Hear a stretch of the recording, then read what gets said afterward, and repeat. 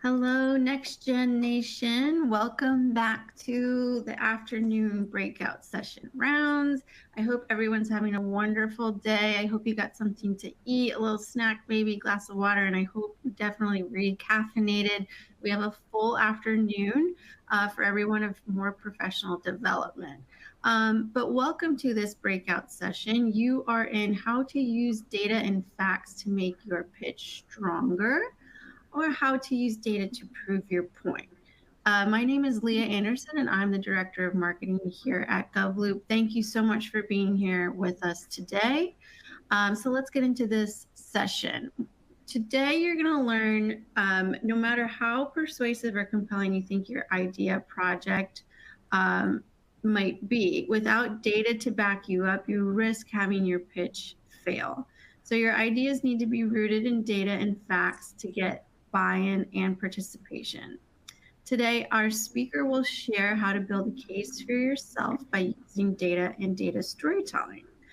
Before I introduce our speaker, we do have a couple of housekeeping items to go over.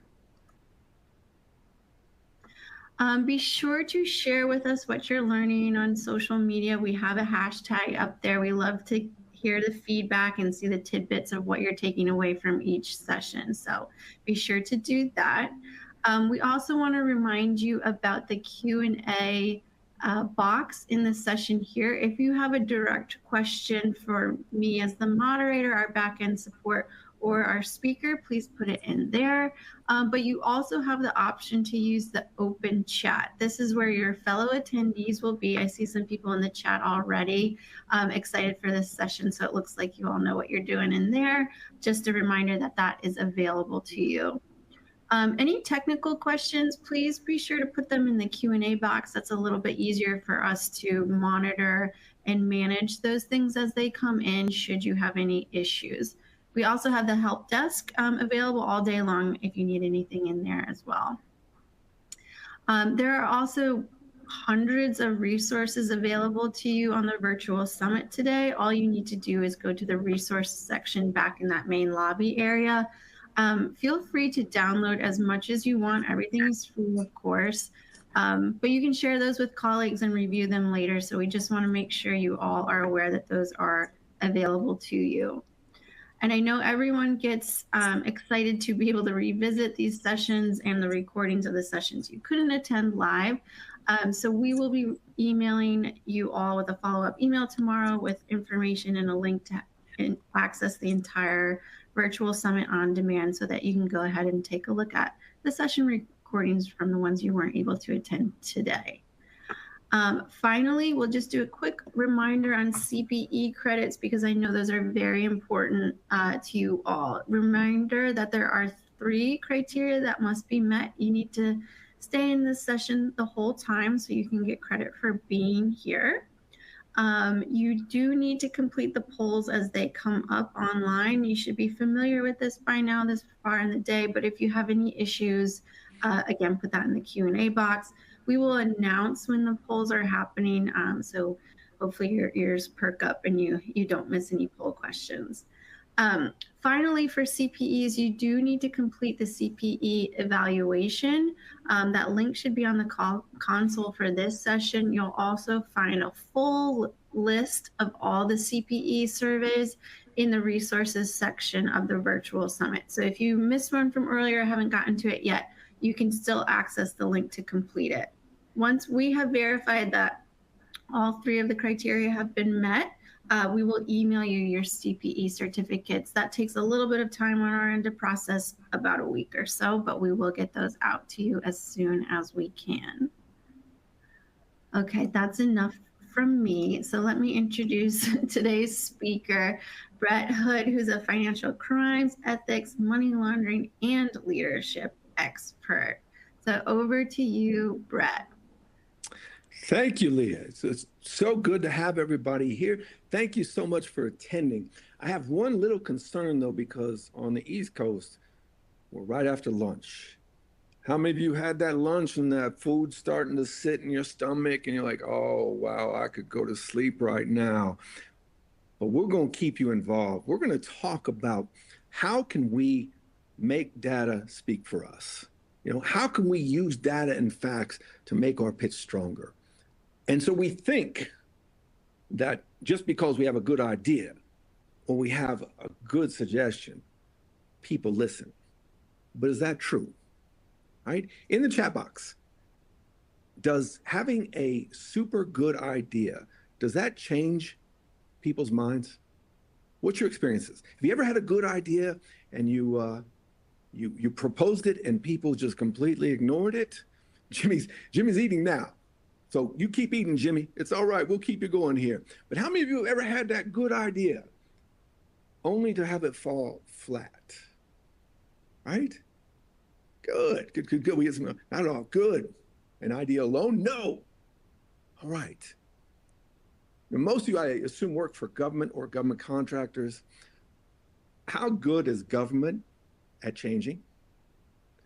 I spent 25 years in the FBI as a special agent. My name is Bret Hood. 25 years in the FBI as a special agent. And a lot of times, people don't seem to listen. So what we're going to talk about, Sarah says, I find some people get really angry when you have the good idea before them. Glacial changes, yes, thank you. Keep pitching. Vicky says, you bet keep pitching and eventually you may be heard. One of the things that we talk about when I teach leadership is how important it is for the follower, the person who is giving this idea to the boss, how important it is for them to perceive that the boss is listening. But there are some ways that we're going to talk about today where you can increase the chances that your idea, your recommendation, your boss listens.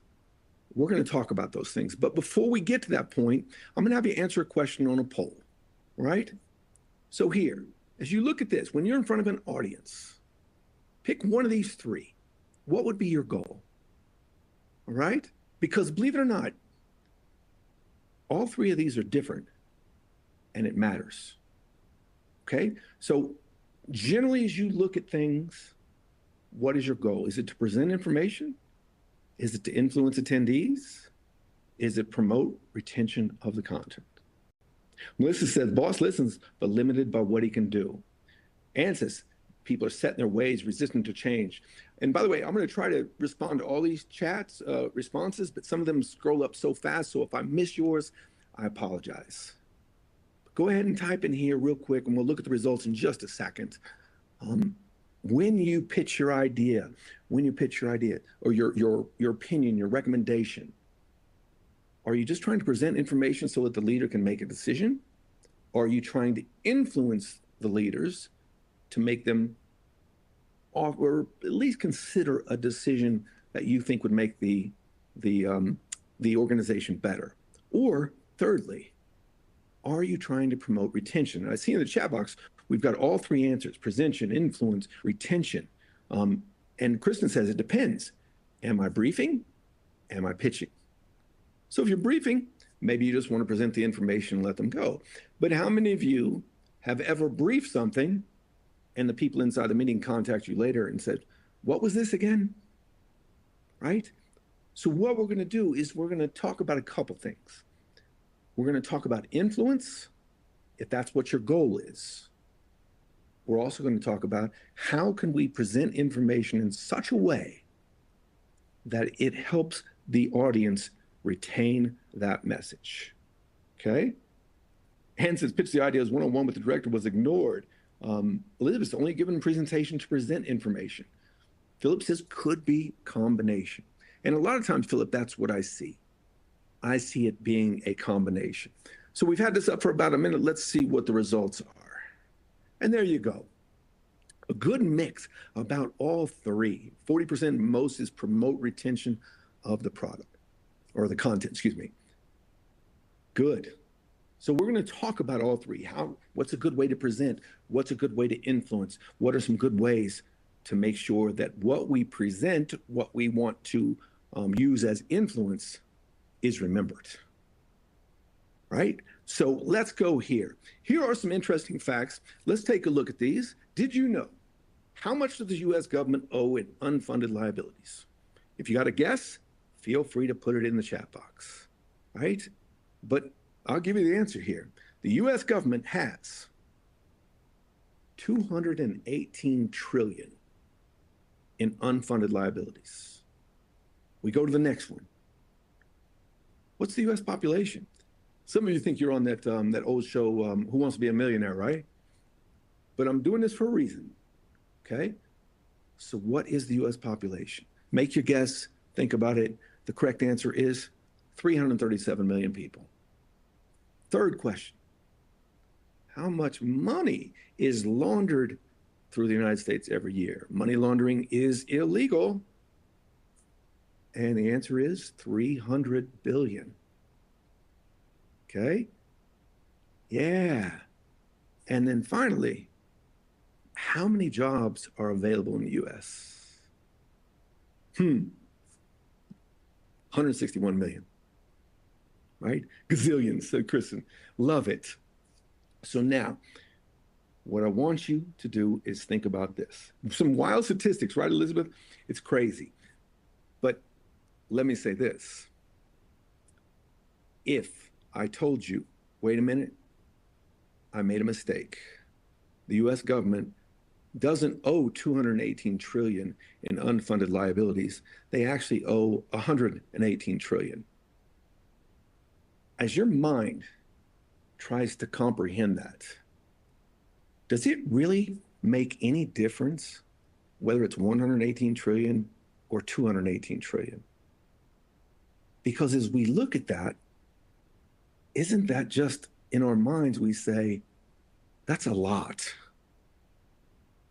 And so one of the things that, especially with government that we deal with such large numbers and so many just abstract concepts that it becomes hard to make a difference. Because what if I said it was 500 trillion, or I go down the US population, I say it's 750 million. Does it really, can you really fathom the difference between that, right? It does, Brenda makes point, it makes a difference to be factual and truthful, correct, it does. But you know, as you, Ann puts in there, fraud, waste, and abuse, let's say it cost the government $1 billion, but now the latest survey says it costs $2 billion. Mentally, can we actually construct what the difference is between 1 billion and 2 billion, other than saying, that's a lot of money? The same thing happens when you pitch your ideas, when you show your data. If you have numbers like these, what's happening in your audience's brain is that they're looking at that figure and they're saying, wow, 218 trillion, that's a lot. But then if you change it and say, well, it should be 200 trillion or it's 118, in my brain, I don't really see a difference other than I say, that's still a lot. And so what we want to do is we want to figure out ways that we can communicate these figures in such a way that people can relate to them. Because there's a little thing that we call psychological numbing, right? And so the higher the number goes, the more we lose our empathy. And so let me ask you this. If you were walking down the street and just taking a walk, let's say you're taking an exercise walk, you're going for about 3 miles, you had some money in your pocket, and as you get back home, you walk in your place, you reach in your pocket, and all of a sudden you feel that that $100 bill that was in your pocket is gone. How many of you are going to be bummed by that, right? How many of you, to you, $100 is a decent amount of money that you don't want to lose? Me, right? And so $100 we can relate to. We know what that is. But if I told you, says I'm working at Walmart, I'm an auditor, and we lost $100, does Walmart really care? Yeah, you're saying $100? Absolutely. And so in the FBI, we referred that. Yeah, and it does happen with mass murders, genocide. The numbers go up so high. We'll talk about how that happens a little bit later, Kristen, how our brains work around that. Walmart doesn't care about $100. Me and you do. And what that's called is materiality. And so we look at our materiality levels. When you get to government, if you're presenting on behalf of your organization, your budget might be hundreds of millions of dollars. So $100, they don't care. But then mentally, as it goes up to 100 million, the COVID estimates our losses are in the billions of dollars. So what we need to do is figure out ways to establish perspective. So now, here we go. We have the same question. Tell me what you think about how we changed it. Now, what do you think about that change right there? Does that change the way we perceive things? Again, we have the same fact. How much does the US government owe in unfunded liabilities? Right? If the answer is 218 trillion, but now the liability per citizen, 647,803. So now you start to see we're changing the way that we mentally perceive these things, right? Because if I just said 218 trillion, I would be factually accurate. But the person I'm speaking to, whether I want to influence them, educate them, or get them to retain information, what's the likelihood that they remember that more than just the 218 trillion? Let's look at the next one we had. What is the US population? And there you go. Now you start to see that the facts that we are providing are different. It gives you that perspective and context, as Brenda says. And that context changes the way we see it. 337 million, a lot of people. But 1 out of every 24 people in the world is a US citizen? Wow. Okay, so now as my mind starts to work around that, I start to see it differently. How much money is laundered? What about that one? 1 out of every 3 US dollars represents laundered proceeds, right? So now instead of like 300 billion, okay, 1 out of every $3? So now you're starting to give them context. You're starting to give them a little bit of a surprise even, right? Kristen says she likes it. Establish perspective, give a universal launching point for any individual. It's the best when you use a number in relation to themselves. Yes. What you're doing is you're giving them perspective. How many jobs? Answer is 161 million. But it says if the US were fully employed, only half of its citizens would have jobs. Jonathan, know your audience. Know to whom you're presenting, speaking your context. So is to present data that speaks to content that will retain. Correct, Jonathan. And we're going to go through one of my favorite books of all time, their formula for making sure that people retain information. Okay? But if you look at this, now instead of just giving this abstract number, we're looking at our audience. And as Jonathan points out, knowing your audience, like if you have government executives, you have certain people that have certain interests, find a way of using some of their interest to tie in to the concept, right? And so what I mean by that is, so how much money is laundered through the United States every year? If you're talking to an audience that regulates banks, then maybe we say, $1 out of every 5 that is deposited into a bank is the proceeds of money laundering, whatever the figure is. So now, as Jonathan says, in addition to providing the context and the perspective, you're also providing it in the language that your client is looking for. So good point, Jonathan, right? Know who, as Edwin says. So we look at this. This right here is one of my favorite books. And I'm going to give you books as we go along here. Don't worry about writing them down. If you want my book list, email me at that address right there and just say, Bret, send me your book list. Okay, this is on there. This book talks about how to make your ideas, your opinions, your recommendations, how to make them memorable. So the way I teach this, and I teach this in leadership, is I'm going to ask you 6 questions. All right? So here's your first one. Go in the chat box, tell me what the answer is.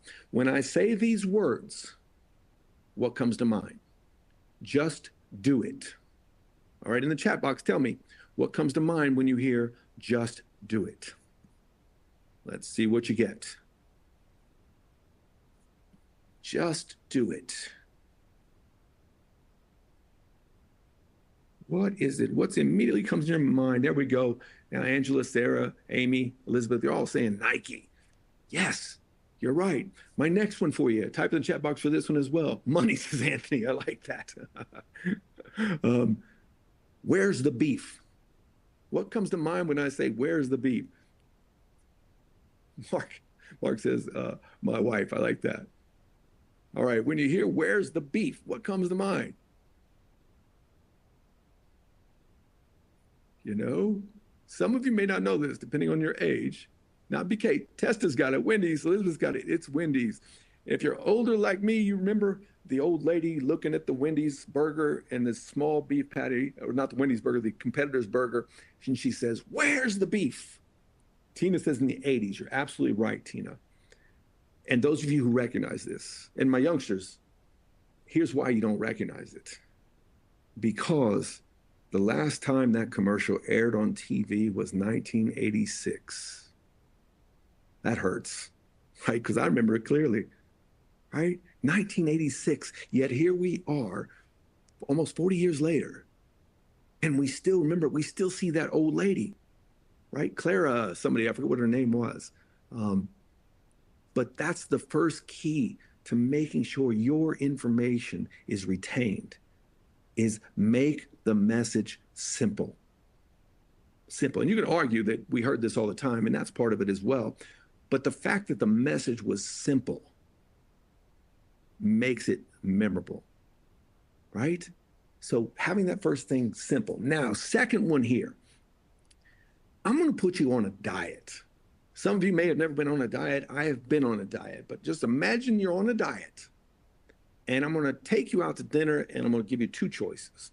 One, I'm going to take you to McDonald's and get you a Big Mac loaded, or I'm going to take you to a place like Chili's and get you a salad.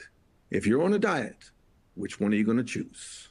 Go ahead in the chat box. Tell me, salad or burger, McDonald's or Chili's?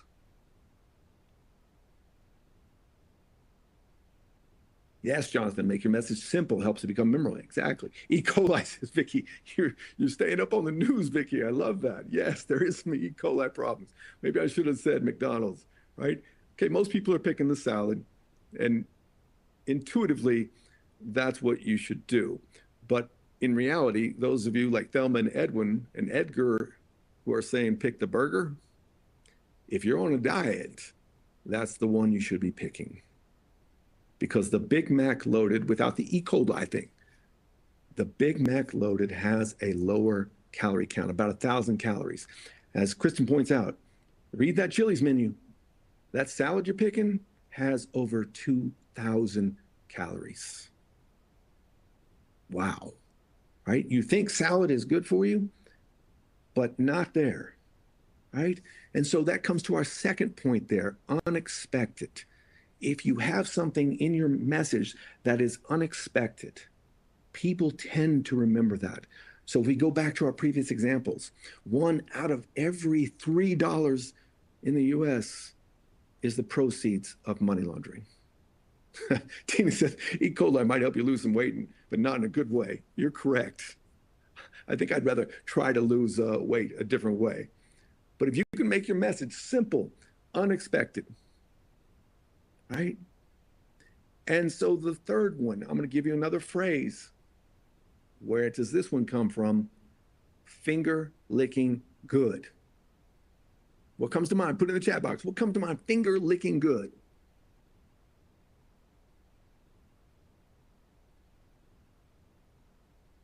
What is it? Finger licking good.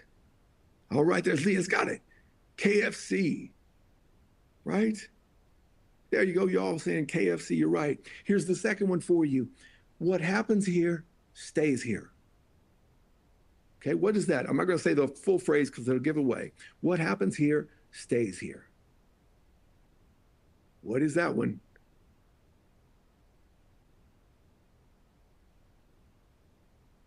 What happens here stays here. Krista says we watch way too much TV.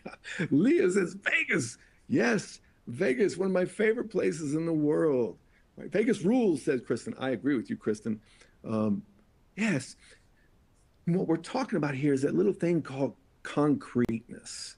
And we're not talking about the substance, we're talking about these words that provoke mental imagery up here.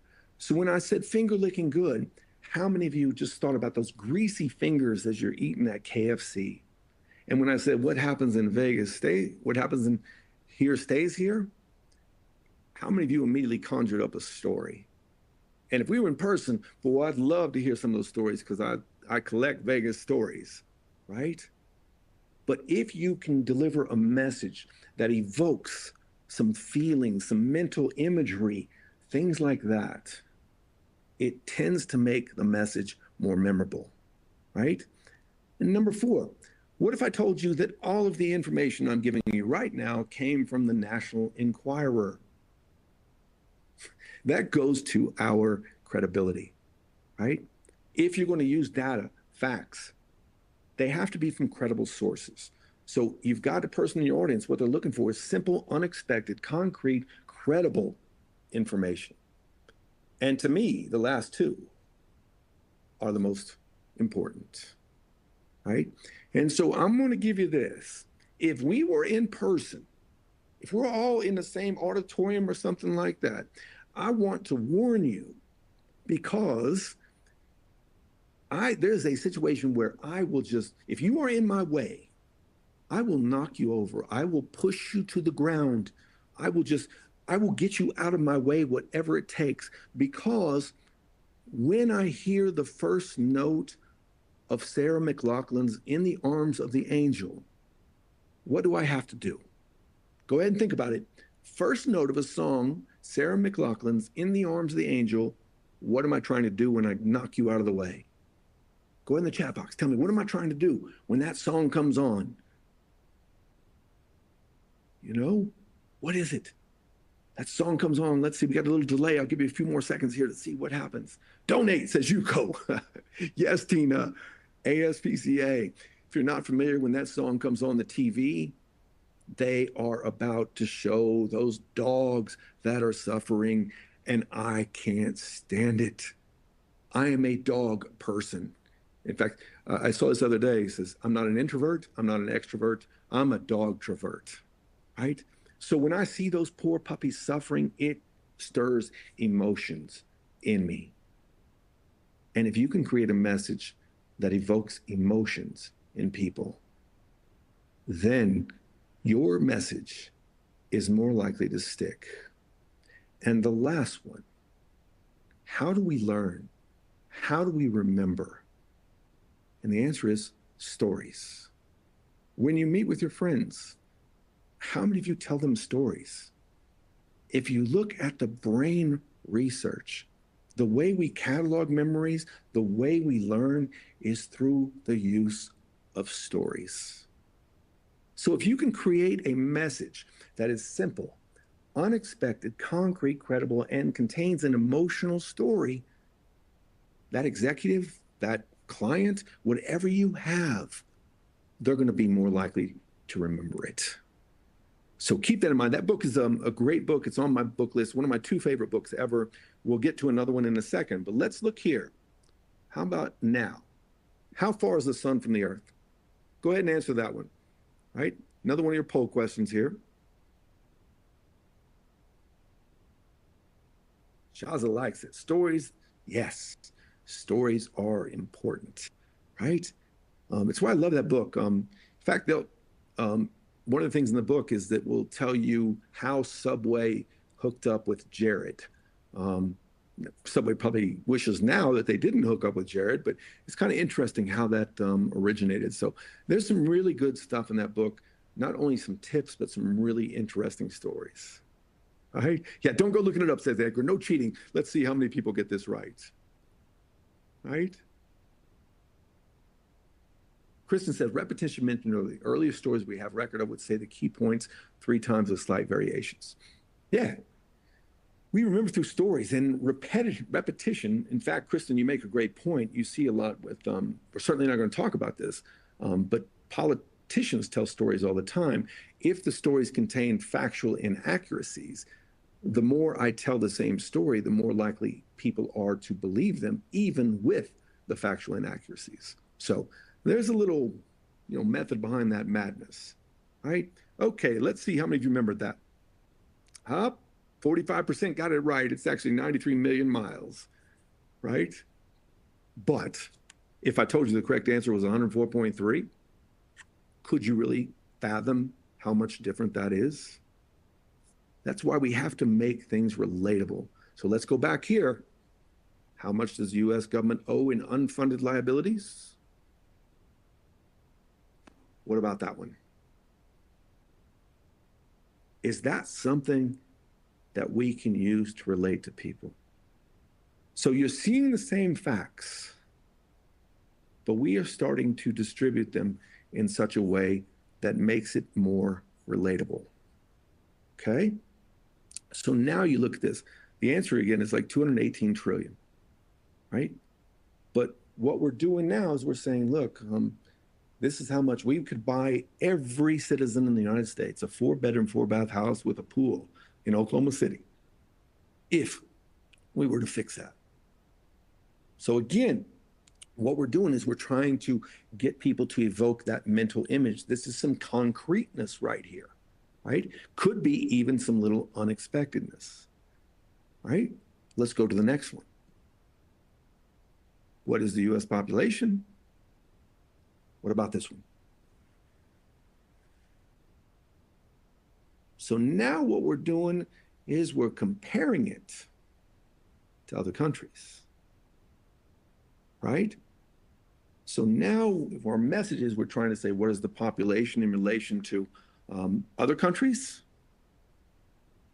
Now we have that more of that concreteness, that simplicity, and maybe even again, some more unexpectedness, right? Because we're on that Boeing 737, we'd have 5 or 6 US citizens, but there'd be 27 Chinese nationals on board because their population is so much bigger than ours, right? Let's go to the next one with the money laundering. Now look at that. And what you're doing here is you're making this very relatable, because most people have 33 cents in their pocket, right? And so we start to see all this stuff, right? We're looking at different ways to present it, different ways that people can take their mind and grasp this large number, okay? How many jobs? Look at that one. 1 in every 4 jobs involve fast food. Now, that's going to change. If you've been to fast food lately, you see the automated ordering screens. So the cook's starting to change. Brenda says $3 is too relatable, disturbing. Yes, but see, that's it, Brenda. Even if I disturb them, as you said, disturbing, that's a great example of why this is effective, because I just hit your emotions, right? So now, Brenda, you're more likely, even though it's disturbing, you're more likely to remember this. Feel free to curse me later if you don't want to remember this. But it's a great example to show you how you can just include simple, unexpected, concrete, credible, emotional stories, right? Kristen says, you hit a comparison of the individual, the idea of altruism, use resources, ping to patriotism, and you hit my pocketbook. Yeah, all 4, didn't I? Right? And if you go back to it, we had the answers to all these when we first started this. But look how just a few different messages is changing the context of the answer completely. If you want people, you want your ideas, your recommendations to resonate, this is what we have to do. This is how we're going to be able to change these things. It's going to be how we're going to, if you want to influence or you want retention, presenting information, this is how people are going to remember it. And if they remember it in such a way, they can take action on it. That's what we're looking for, okay? And so we talked about this earlier. There's a little concept called psychological distance, right? I use this a lot in ethics.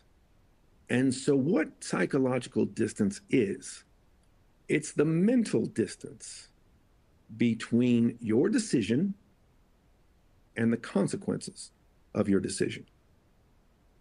So, for example, we have such large numbers. I don't have an official statistic for this, but let's say this. Let's say that, just throwing out a number, I don't know how accurate it is, 100 million people in the US struggle to obtain food for themselves and their children. Okay?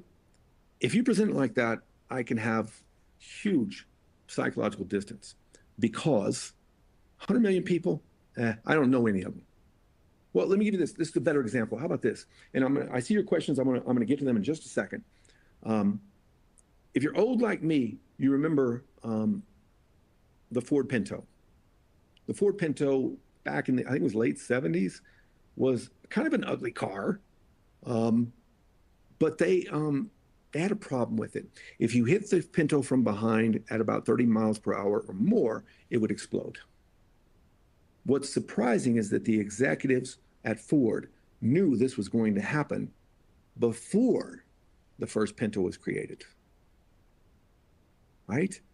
They made the decision to go ahead and produce these anyway.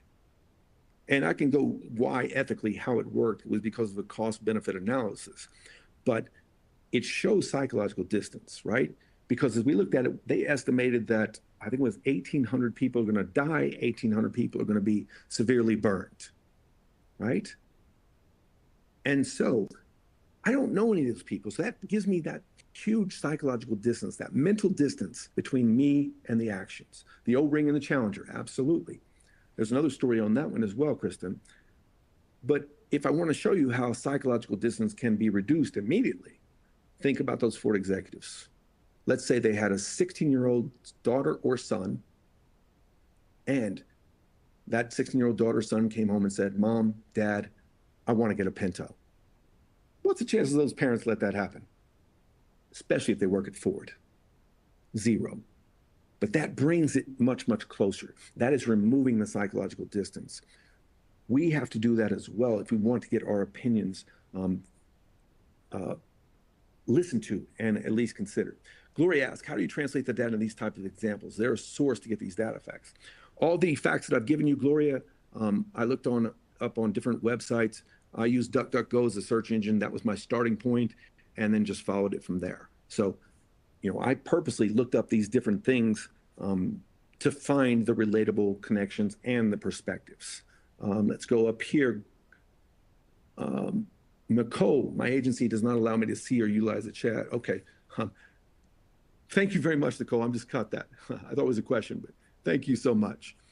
All right, let's keep going here. We've got a few more minutes, and now let's pivot to influencing. This right here is my favorite book of all time. Again, you want my books, send me an email. I'll be happy to give it to you.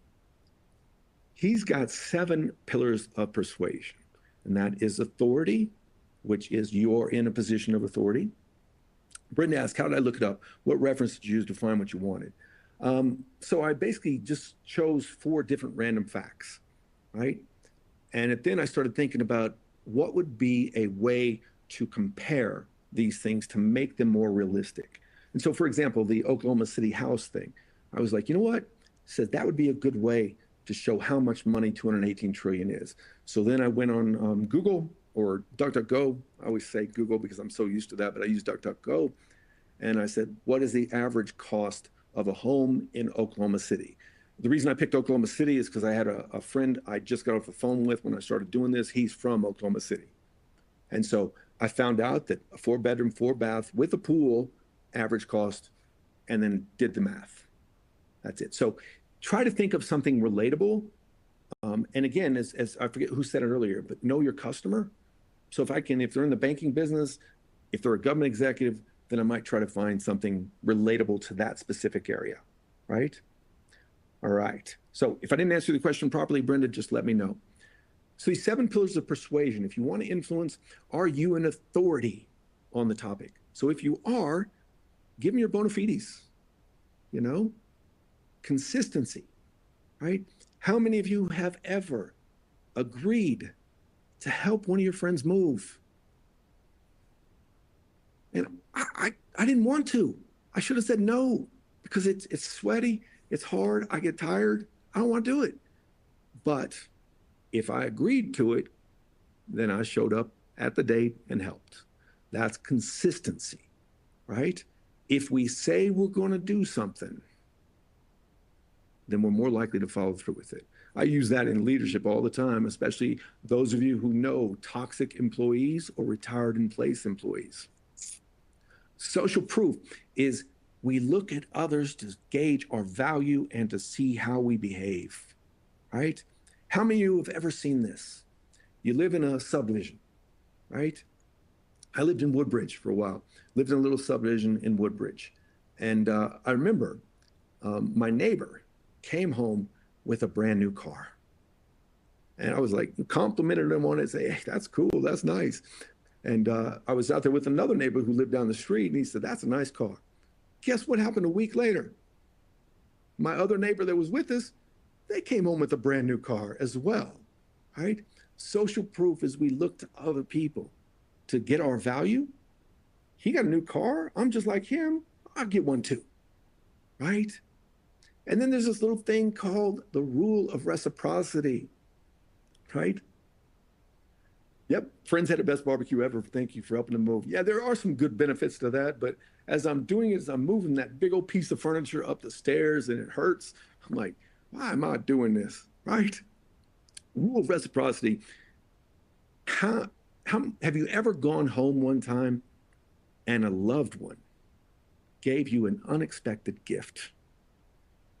And you're like, oh, thank you so much. But then at some point, I bet you said, wait a minute, I don't have anything for you. That is the rule of reciprocity. We have a psychological compulsion to return favors. In fact, if you've ever eaten at Olive Garden, be careful.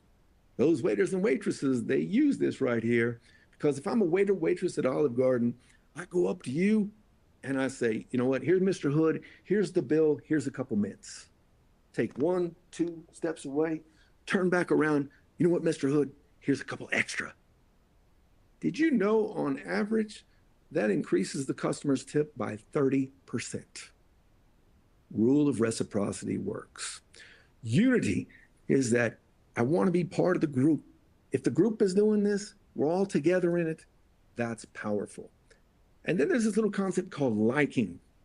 And I will tell you right now, if we were in person together, right, and we're in this big auditorium and stuff, and I see particularly one person walk into the auditorium, and she's carrying a baseball bat, and she goes up to some random member out in the audience, and she starts beating the crap out of him. I'm former FBI, right? But I am not going to do anything because I love Halle Berry. Halle Berry is just, she's so beautiful. I would be looking at her, she beating you, and I'd be like, wow, she is so pretty. Now, we laugh about this, but my wife, she says the same thing about Tom Brady. She says, Tom Brady can come in here and just kill you, and I'm just going to sit here and watch him. So in fact, I'm probably going to leave with him after he's done, right? And that's the power of liking. If we like somebody, we're more likely to be influenced by them. If we don't like somebody, then we're less likely to be influenced. How many of you, in government especially, how many of you have ever worked with stinky guy? Stinky guy. See stinky guy coming down the hallway, you're going the other way. Stinky guy gives a presentation, you're like, oh, I ain't doing this because I don't like him. Vicky says he can paint my house. My wife loves Tom Brady, right? And the last one here is scarcity, right? How many of you times have you been at the grocery store? They use this all the time. You go to the grocery store and you see Campbell's chicken noodle soup, 50 cents per can, limit 10. How many you buy? I buy 20 because I got my wife with me too. The principle of scarcity is powerful. It makes you decision. It makes you decide to go in that certain way. So if you put a limited time frame on it, say you need to do this by now or we lose the opportunity, it works. So let's go back to our facts. How much does the U.S. government owe? According to the U.S. debt clock, right? So now, same fact I gave you earlier, but I gave you the resource, right? So that starts to give authority because it is a respectable resource. What is the U.S. population? Comedian Bill Maher spoke about population control, right? That could be the liking. If you like Bill Maher, then you're more likely to give this more credibility. You're more likely to remember it. Elizabeth says, easy target for 2-for-1 deals or 3-for-5. Yeah. Anytime I go get a Mountain Dew from the back of the convenience store, you know, the 7-Eleven, the Circle K, Stop and Rob, whatever you have, 2 for $4. I'm buying 2. How much money is laundered? In the last 20 years, 6 largest U.S. banks have incurred $200 billion in fines, right? Start to look at that. Social proof. One bank sees another one doing it. Well, they're cheating. Why shouldn't we? They're making money off it. Why can't we? Go here. Artificial intelligence could make 300 million jobs obsolete in the future. And that is the true statement, right? Scarcity.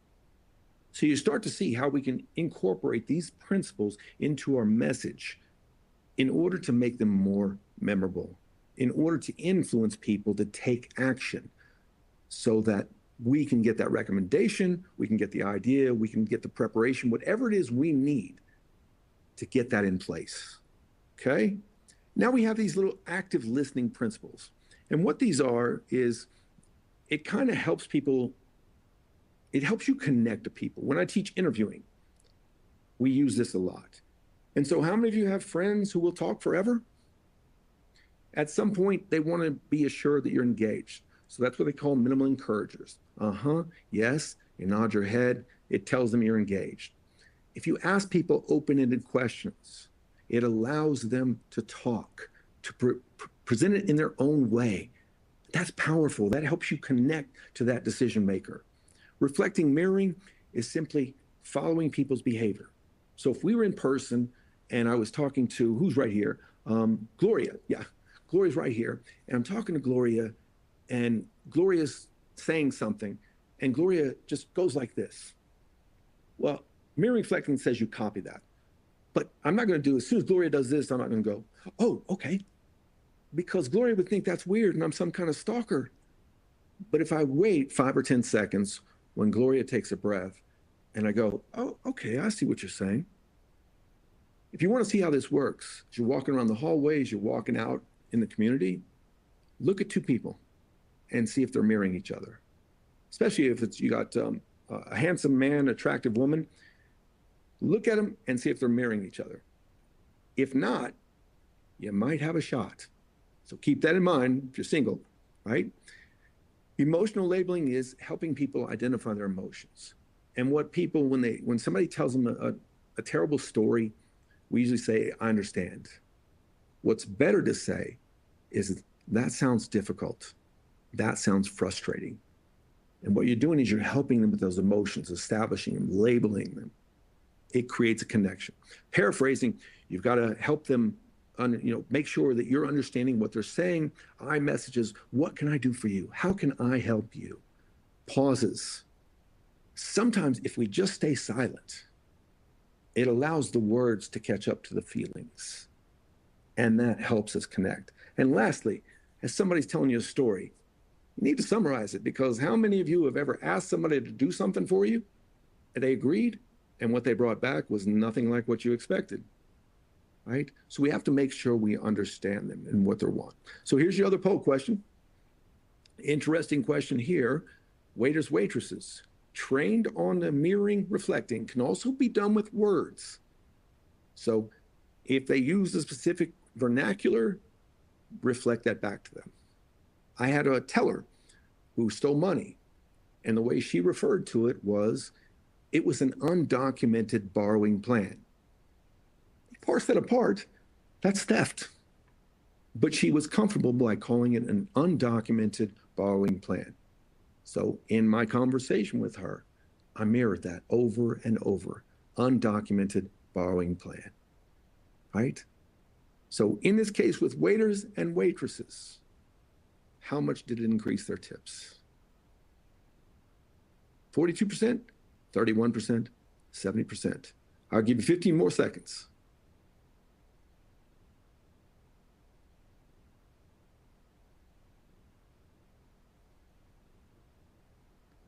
All right. That was 15 seconds. So here we are. 35 of you said 42%, 42 said 31%, and 22 said 70%. The 22% who said 70% are correct. Mirroring, reflecting increased their tips on average by 70%. And when they did a survey of the people afterwards, the customers said, I felt connected to that waiter, that waitress cared about me. It happens on an unconscious level, and we don't even realize it's happening, but it does, right? It's so powerful. Now, let's go for the last interactive part here. The first one, 9.5% of the US population lives in subsidized housing.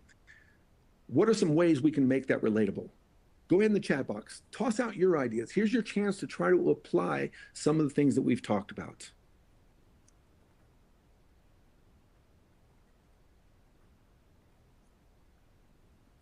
What are some ways we can do this? Huh?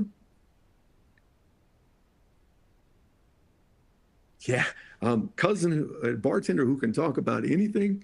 Yeah, that's good, because who is everybody's favorite subject to talk about? Themselves, right? So what can we do with this? 9.5% of the US population lives in subsidized housing. How can we make that relatable? How can we make that memorable? Just off the top of your head. You don't have to have the exact stats, but give me like this, well, what about this? What about using this area? 1 out of 10 needs our help. X amount of people need help. Yes, good. Housing end prices, compare it to housing price increases. If you want to contrast that things, Melissa says 1 out of how many ever? Good. 30 million people live in subsidized housing. Yeah, right? So 1 out of every 10 Americans lives in subsidized housing, right? It's crazy. What about the second one? On average, people wait 2 years and, oops, should be 1 month. I misspelled that, didn't catch that. Edwin says, rent is too high. Gloria, love that. Number of classmates from school of X size who live in subsidized housing. So I could even use that, Gloria.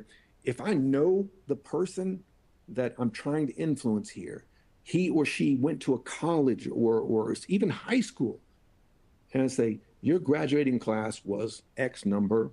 According to this statistic, this many of your graduating class would be living in subsidized housing now. You made that personal. So I like that. James says, mention the national figure, but then state what the percentage is in their state. Yeah, maybe include the cost of the program. Good, good. You guys are right on these things, right?